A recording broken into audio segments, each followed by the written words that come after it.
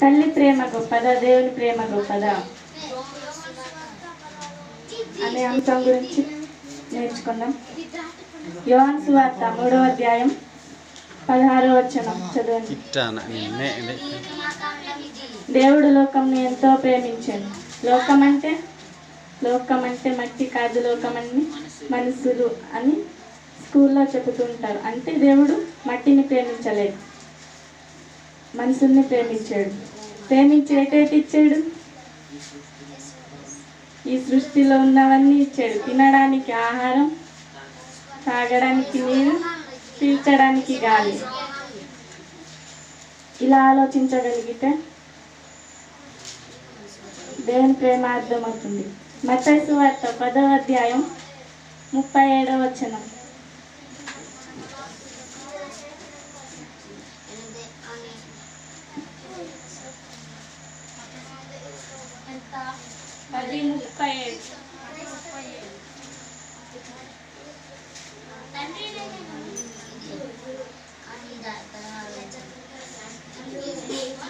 తండ్రినైనను తల్లినైనను నాకంటే ఎక్కువగా ప్రేమించువాడు నాకు పాత్రుడు కాడు. అంటే దేవుని కంటే ఎక్కువగా తల్లిని ప్రేమించకూడదు, తండ్రిని ప్రేమించకూడదు.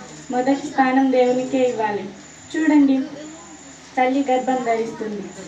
గర్భం ధరించి అక్కడ ఆడపిల్ల అని తెలిస్తే గర్భంలోనే చంపేస్తుంది. అది తల్లి ప్రేమ అంటారా? తల్లి ప్రేమ కాదు పిల్లారా. ఒకవేళ గర్భం ధరించి పిల్లలను కని పెంచి పెద్ద చేస్తే కుమారుని ప్రేమ ఎలా ఉంటుంది? ఆస్తి కోసం తన తల్లినే చంపేస్తుంది. అది కుమారుని ప్రేమ కాదు. ఇలాగ ఆలోచించగలిగితే షాజహాన్ తన ప్రియురాలి కోసం తాజ్మహల్ మాత్రమే కట్టాడు. కానీ దేవుడు తన వాళ్ళందరి కోసం ఈ లోకాన్నే ఇచ్చాడు. అవసరాల కొద్ది పంచభూతాలను ఇచ్చాడు. ఇది దేవుని ప్రేమ అంటే.